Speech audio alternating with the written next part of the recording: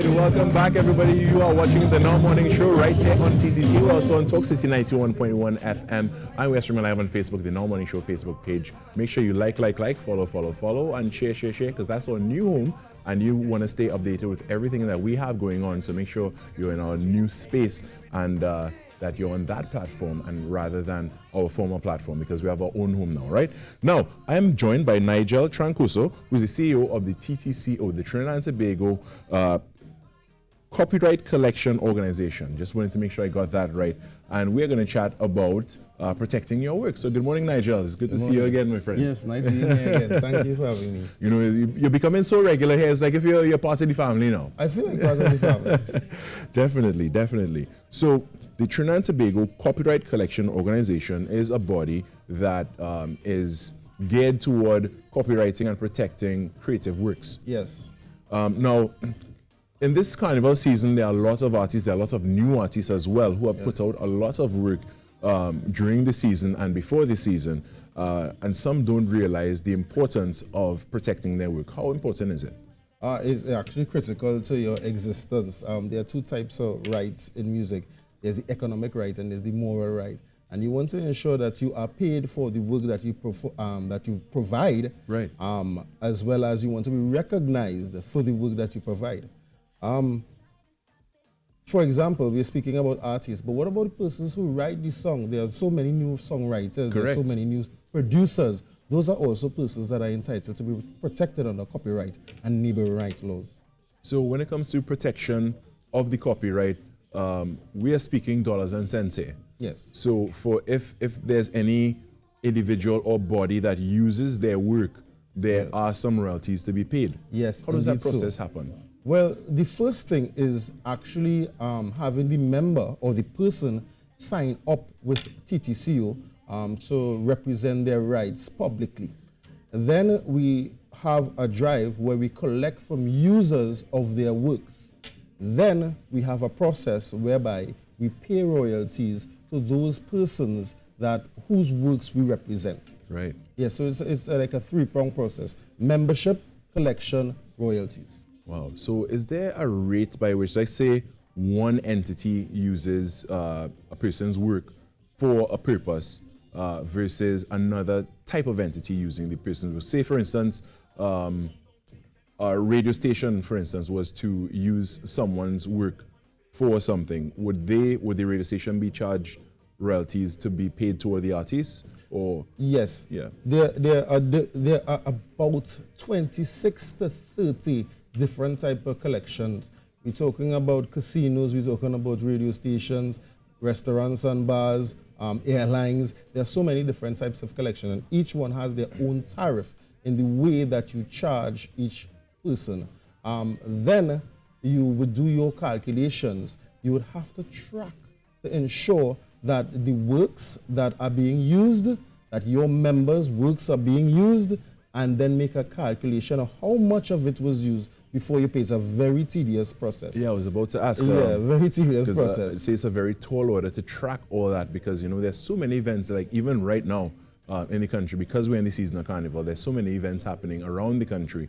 How does a body like yours keep track of, you know, the material of your members around the country and ensuring that they get that level of payments out from the various entities to the artists and the writers? That is the biggest challenge for TTCO. We have discovered that promoters in particular aren't too familiar with the process that they ought to obtain two licenses. We have one set of members for a particular type of rights. Other bodies have different members for different type of rights. Right. So when you obtain a license, and then for this case, going straight to the point from TTCO, what we then do is we have someone that we have hired in the past to go there, plug in his device, and he tracks the music. So we now have a playlist of all the songs, how many times that was played, right. And then we make our calculation based on what we collected from that promoter, right. And then we are able to pay our members from that for the right that we represent. Wow, that's really something else, you know. That is the easy part of it. Now, you're speaking about members. So let's get into membership. Right. How does one become a member? Say I decided, okay, I'm going to write music. I have these songs that I'm providing to these artists, or whatever the case may be, or maybe I'm an artist, a new artist. How do I become a member of the TTCO? Right.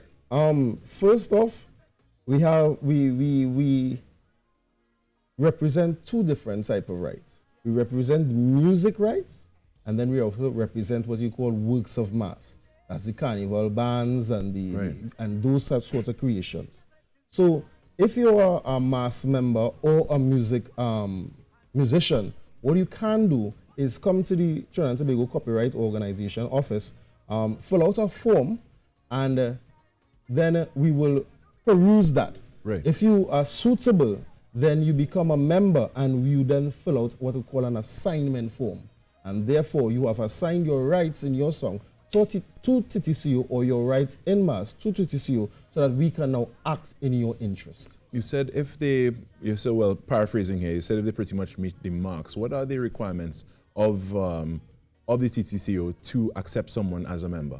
Right. We must establish that you are, in fact, a creative. There may be persons that may be very tricky, and that is very important for us, because presently our board of directors come from the membership. So we don't want somebody who just probably sign a poem or try something so that they can come into TTCO and then end up on the board. Now, the importance of the board coming from the membership is because they look after their own affairs, or those persons in that category. So we have persons from Chutney, we have producers, we have creators of mass, we also have musicians as well, singers. Yep. So that is the importance. But most times you hardly ever get anyone who is not really genuine coming to the TTCO. Excellent. And when it comes to the various individuals, trademarks, logos, and things like that, are those also protected by the TTCO? No, that is different. For trademarks, logos and stuff, my advice is go to the intellectual property office or go to an attorney and have him draft that for you and have that filed. There's another process as well for you to get your trademark done. All right, well, that was so much very, very useful information for those out there who are creatives in music, in mass as well. You know, you could always look back on this on our Facebook page, the Now Morning Show Facebook page, and catch all this information if you missed any of it. This morning I've been chatting with Nigel Trancoso. He's the CEO of the Trinidad and Tobago Copyright Collective Organization. If you are creative, you may want to check them out, get yourself registered, and get what you deserve.